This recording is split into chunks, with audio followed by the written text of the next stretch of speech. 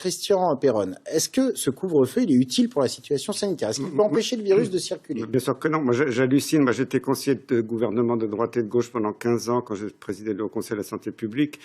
Je dois dire que j'hallucine parce que d'abord, quand on nous dit qu'il y a une explosion du nombre de cas, c'est pas des cas, c'est des faux positifs. Parce que le test PCR pour chercher le virus dans le nez, en France, on fait 45 cycles d'amplification. C'est un peu technique. En Allemagne, ils en font que 20, 25. Ça veut dire que la plupart des gens qui reçoivent un papier, vous êtes positif, ne sont pas positifs, ils ne sont pas malades, ils n'ont aucun symptôme. Il y a ce chiffre de 17% de positivité des tests qui sont pratiqués. Ça fait peur, ce chiffre. Mais il fait peur, c'est volontaire, parce que le gouvernement veut nous faire croire qu'il y a une deuxième vague. C'est le chiffre d'hospitalisation qui est inquiétant. Dans aucun pays du monde, il y a une deuxième vague, je suis désolé. Parlons du chiffre d'hospitalisation, alors, monsieur. Les chiffres d'hospitalisation sont stables.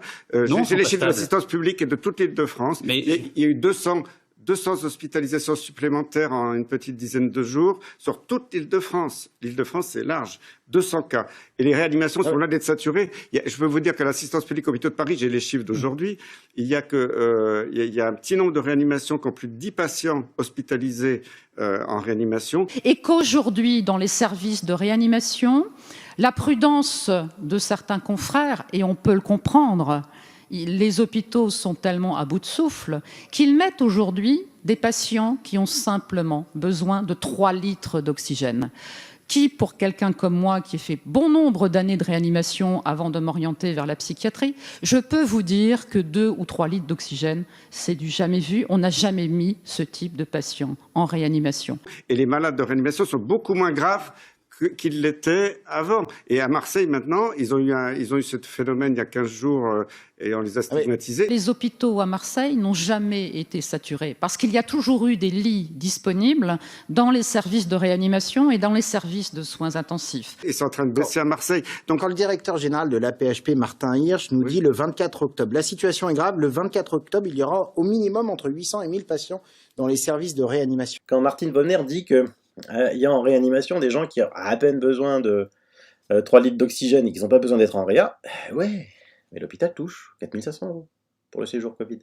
Soit environ 70 à 90% de capacité actuelle. Non, mais on voit que le gouvernement a supprimé des lits de réanimation, continue à supprimer des moyens dans les hôpitaux, contrairement à ce qu'il avait annoncé avec le Ségur. Ce sont des projections qui sont fantaisistes, parce que dans tous les pays, quand il y a un petit rebond, parce qu'il n'y a pas de deuxième vague nulle part au monde, il y a des petits rebonds, parce que comme les gens n'ont pas été contaminés au mois de mars-avril à cause des confinements, ils sont contaminés maintenant, heureusement avec un virus qui est beaucoup moins méchant. À l'hôpital, je vois les malades, ils sont beaucoup moins sévères qu'avant, même en réanimation. Il y a un tiers seulement des malades qui sont en ventilation artificielle, alors que c'était 100% il y a quelques mois. Vous êtes en train de nous dire que le virus est moins grave? Bien sûr, mais c'est publié. Ça a été publié par plusieurs équipes dans le monde. Moi, j'étais jeudi avec le Premier ministre au point de situation quotidien de la PHP, et tous les professeurs qui étaient autour de la table ont tenu un discours inverse au vôtre. Ce qu'on trouve maintenant et ce que l'on trouvait en février ou en mars, ça n'est plus la même maladie. D'accord ? C'est-à-dire, ce que l'on trouve maintenant, c'est des formes très bénignes. Est-ce qu'ils ont donné leur lien d'intérêt ? Excusez-moi. Est-ce qu'ils ont donné C'est-à-dire qu'on est déjà aujourd'hui... Est-ce qu'ils ont donné leur lien d'intérêt avant de parler ? Si vous m'interrompez, est-ce qu'ils ont donné leur lien d'intérêt avec l'industrie avant de parler ? Ça, c'est capital. Non, je ne rentre pas... Enfin, excusez-moi, je suis désolé. Ça m'avait pas l'air d'être lié à l'industrie. Vous allez répondre justement. Non, mais voilà, ce sont des professeurs, ils dirigent la PHP, et donc, eux, en plus, ils pensent que la situation va être beaucoup plus compliquée à gérer que la première vague. Pourquoi ? Parce que lors du confinement, il n'y avait pas, par exemple, les urgences d'accidents qu'il y aura, puisque là, il y a certes le couvre-feu, mais pendant la journée, on va continuer à avoir nos activités normales. Donc, il va continuer à y avoir le nombre d'accidents qu'il y a par jour. Et donc, ils vont devoir gérer en même temps ce surplus de patients Covid, et là pour le coup tous les chiffres le démontrent, et les chiffres ils sont transparents. 200 il y a aujourd'hui 200 hospitalisations de plus à l'assistance publique au hôpital de Paris en 10 jours. Attendez, je vais donner des chiffres précis. Il y a aujourd'hui 18% de déprogrammation d'opérations qui devaient être faites. Dans 2 semaines, c'est les chiffres qui nous ont présentés, on sera à plus de 21%. Donc ça c'est réel, ça veut dire qu'on déprogramme des patients qui devaient être opérés pour accueillir des patients Covid. Donc, à un moment, il faut voir les chiffres et écouter ceux qui dirigent les hôpitaux, écouter ce cri d'alerte et évidemment réagir. On ne fait pas ça pour rien. Le 12 avril 2020, lundi de Pâques, Bill Gates déclarait dans une interview dans l'émission allemande Tagesthemen : « Finalement, nous administrerons le vaccin à 7 milliards de personnes. » Ce qui veut dire en clair que chaque être humain devra recevoir une identité numérique.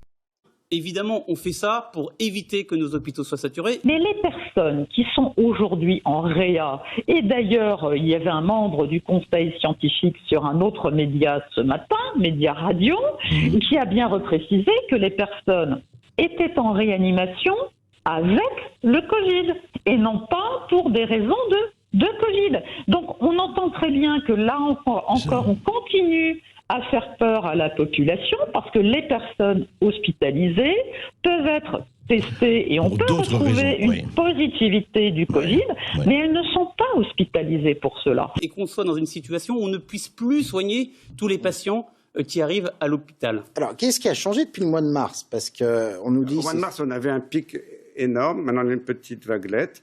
C'est sûr qu'il y a... C'est une vaguelette selon Bien sûr, mais regardez les chiffres de Santé publique France, c'est les chiffres officiels. Ça n'a rien à voir avec la situation du mois de mars. Avant, on avait des malades gravissimes, on ne pouvait même pas les passer en réanimation. Les réanimations étaient saturées. Maintenant, les réanimations, ils ont des malades moins graves, ils les gardent un peu plus longtemps, donc il y a un pourcentage d'occupation selon les réanimations. Oui, mais visiblement, on n'a pas créé plus de places de réanimation. Est-ce qu'elles ne vont pas arriver à saturation, ces places? Un exemple très précis. À Marseille, il y a 15 jours, le ministre a dit Marseille, c'est la catastrophe, Raoul ne sait plus où mettre les malades en réanimation. Moi, j'ai appelé mes collègues à Marseille, ils ont rigolé en disant on a des places libres. C'est pas tous les collègues. Et il fallait envoyer des TGV pour sauver les Marseillais à Paris. Maintenant, on nous fait le même coup, alors qu'à Marseille, il y a plein de lits de réanimation vides. On nous dit à Paris, c'est la saturation, ce qui n'est pas le cas. Moi, j'ai tous les chiffres de l'assistance publique et toute l'Île-de-France. Les lits de réanimation ils ne sont pas encore saturés, ils vont l'être, monsieur. Mais pourquoi ils vont l'être? Mais parce qu'il y a aujourd'hui un niveau de contamination. Mais non, le niveau de contamination, ça repose sur des tests bidons. C'est faux, ce niveau de contamination. Je suis désolé. Faut arrêter de dire ça. Plus il y a de cas, plus dans 15 jours, 3 semaines, il y aura des cas graves. Les cas, c'est des faux tests positifs, c'est pas les cas. Olivier Véran nous disait sur France Télévisions, sur France 2, jeudi soir, que pour 1000 malades, 5 vont en réa, 5 vont mourir. Attendez, la mortalité n'a pas augmenté.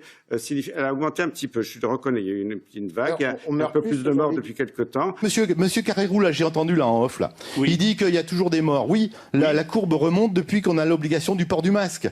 Pourquoi? Parce qu'on empêche les porteurs sains de faire leur travail. Est-ce que c'est bien raisonnable le port du masque à l'extérieur obligatoire tout le temps, vu que les deux pays qui le font le plus en Europe, c'est l'Espagne et la France, et c'est justement les deux pays où ça reprend le plus. Donc est-ce qu'on s'est pas planté de ce point de vue-là? Selon les jours, c'est 50, voire 80. Quelquefois, c'est monté à 100 décès pour 67 millions de Français. C'est ce qu'on voit tous les ans pour n'importe quelle infection respiratoire. On ne met pas tout le pays sous cloche. On ne ferme pas les restaurants parce qu'il y a... Comment vous expliquez que ces décisions sont prises dans d'autres pays européens? Non, ils sont pas prises. Mais si, bien sûr. Ça veut dire que la politique des autres pays européens... locaux. Oui, mais d'ailleurs, ces décisions avant le niveau de contamination que nous avons aujourd'hui. Ils ont pris les mêmes décisions. Comment vous expliquez cela? Non, attendez, on raconte beaucoup de choses. Je peux vous dire que le seul pays qui a eu une contamination plus forte que nous, c'est l'Espagne, c'est en train de diminuer. En Allemagne, c'était très localisé, c'était un canton ou deux qui a reconfiné. La Suède, bon, peut-être qu'ils ont été un peu imprudents au début, ils ont laissé le virus circuler. Ils ont la létalité plus forte. C'est pour ça que je mets le bémol en disant qu'ils ont pas été très prudents au début, mais maintenant il n'y a plus d'épidémie en Suède. Selon vous, comment devrions-nous nous protéger? Est-ce qu'il faut continuer à vivre, selon vous, faire plus de place en réa pour pouvoir accueillir des malades, mais tout en continuant à vivre? Mais non, qui meurt aujourd'hui en France? Ce sont les personnes âgées. Et maintenant, c'est des personnes encore plus âgées qu'au mois de mars. Et des personnes qui ont des comorbidités énormes. Et quand vous regardez aujourd'hui le nombre de décès annoncés par Covid et qui ne sont pas tous en plus des annonces de décès avec des Covid comme cause primitive, on n'est pas du tout dans une problématique de pandémie en ce moment. C'est pas d'emmerder les jeunes dans les bistrots qui sont... Il faudrait plutôt confiner les personnes âgées. Pas confiner, c'est de protéger les personnes âgées, de donner des moyens dans les EHPAD, de dépister, parce que moi j'ai eu plusieurs médecins d'EHPAD, c'est les maisons de retraite qui sont venus me voir paniquer, parce qu'à cause de Véran qu'il faut faire des millions de tests qui servent à rien, les gens font 100 mètres de queue dans la rue, c'est complètement ridicule, ils sont en train de ruiner la sécu, des milliards d'euros qui partent en fumée. Les tests, ils sont utiles pour les gens dans les EHPAD, parce que moi, les gériatres, ils me disent quand on a une personne âgée qui tousse et qui a de la fièvre, c'est assez fréquent, on ne peut pas faire le test, il faut attendre 10 jours le résultat. Comment voulez-vous avoir une action de santé publique, d'isoler les malades, de les traiter très précocement par l'hydroxychloroquine et l'azithromycine?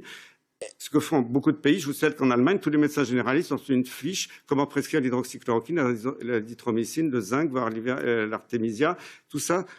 Vous étiez un défenseur comme professeur Raoult. Je suis pas défenseur, c'est archi-prouvé sur le plan scientifique. Ce sont des délégats. Pas là, monsieur. On n'en serait pas là. On n'en serait pas à ce nombre de morts chaque jour dans le monde. Traitement précoce par l'hydroxychloroquine, une analyse par pays, mise à jour le 22 août 2020. Donc là, on lit le groupe de traitement a un taux de mortalité inférieur de 78%. 78% entre les pays qui traitent à l'hydroxychloroquine et les pays qui ne traitent pas à l'hydroxychloroquine. Voilà. Dans le monde, la situation s'arrange dans beaucoup de... Non. Comment ça se fait qu'on en soit là? Because until we get almost everybody vaccinated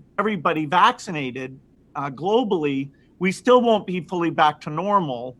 We want to go, in manufacture and do construction and go to school, but there will be things like big public events where the risk will outweigh the risk of a disease rebound. Qu'on en soit, ce couvre-feu, est-ce que c'est un échec de la politique de traçage?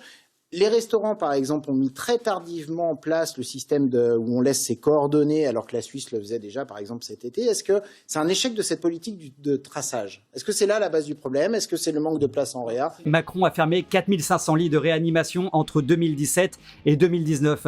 Et devinez quoi? Après le printemps de cette année, donc après l'épidémie, depuis mai, ils ont fermé 2000 lits supplémentaires. Et ils ont coupé le budget des hôpitaux de 900 millions d'euros. Le manque de moyens pour l'hôpital, c'est quoi? Et on va passer après aux mesures économiques. Pour le coup, c'est un phénomène que tout le monde s'attendait à voir venir. Suite à la première vague, comme il y a eu le confinement, on a diminué énormément le nombre de cas. Et puis petit à petit, cette épidémie est repartie. Comme on a les masques, comme on a les gestes barrières, comme il y a toutes les précautions que nous prenons, elle repart beaucoup plus lentement. Donc évidemment, elle n'a rien à voir avec la première vague en termes de rapidité. Mais le fait est que cette épidémie, elle reprend le dessus et donc il faut qu'on arrive à la contrôler. Voilà, donc si vous voulez, c'est pas unique à notre pays.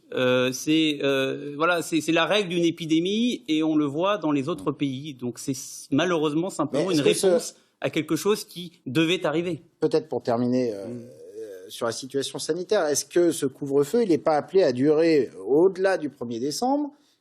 Nous avons regardé l'étude du CHU de virologie de Toulouse qui a démontré, chiffre à l'appui, que le couvre-feu à 18h a aggravé l'épidémie. Quand on voit qu'en Guyane, il est en vigueur depuis plusieurs mois maintenant, voilà. Ce couvre-feu, ces mesures coercitives sont une instrumentalisation de la peur pour faire peur aux Français jusqu'à l'arrivée du vaccin qui va servir à rien parce que cette épidémie aujourd'hui est très peu dangereuse en population générale. Il y a quelques personnes à risque qu'il faut protéger. Et c'est pour ça on fait peur aux Français, portez le masque et on vous libérera du masque le jour où vous accepterez le vaccin. Le système qui doit prévaloir dans cette crise, c'est le système de précaution. Et la précaution, tant qu'on n'a pas de vaccin, tant qu'on n'a pas de traitement efficace, eh bien, je vous le dis, c'est le port du masque. Le gouvernement a donc décidé de généraliser le masque à l'école, en entreprise et dans les grandes villes. Que dites-vous aux anti-masques qui pensent que c'est inutile, anxiogène et liberticide? Vous leur dites qu'ils ont tort, qu'ils sont irresponsables ou vous comprenez leur position? Non, je leur dis que je pense qu'il faut respecter ces consignes. Je pense qu'en l'absence d'autres mesures, en l'absence de vaccins, le port du masque est un des seuls éléments qui permettent d'éviter une aggravation, une augmentation de la contamination. Et ça, c'est pas normal. Alors moi, je connais des gens de mon âge qui l'ont eu et qui ont des séquelles, cher monsieur. Donc c'est quand même pas rien. Ce n'est quand même pas rien. Et pourquoi ils ont pas... Vous pouvez pas dire que ça n'atteint... C'était des personnes qui étaient en pleine santé. Monsieur, vous ne pouvez pas dire que cette maladie ne concerne que les personnes les plus fragiles. Cher monsieur, s'ils ont eu des séquelles, c'est qu'ils n'ont pas été traités par l'hydroxychloroquine et l'azithromycine. Voilà ce que je leur dirais. Parce que c'est une... Mais vous avez des études? Il y a un médicament qui marche, parce que alors maintenant les preuves, les études montrant, même si les médias fake news ne vous en parlent pas, on est à 107 études qui démontrent l'efficacité de l'hydroxychloroquine. Bien sûr, c'est publié. Ah oui, il y en a beaucoup. On est en train de faire une méta-analyse qui va être publiée prochainement dans un grand journal scientifique. Mais elle est contredite par la majorité de vos confrères. Non, mais attendez, demandez-leur leur lien d'intérêt. Demandez-leur leur conflit d'intérêt avec l'industrie avant de parler. Ils n'ont pas le droit de s'exprimer avec ces liens d'intérêt majeurs qu'ils ont avec l'industrie pharmaceutique. C'est honteux.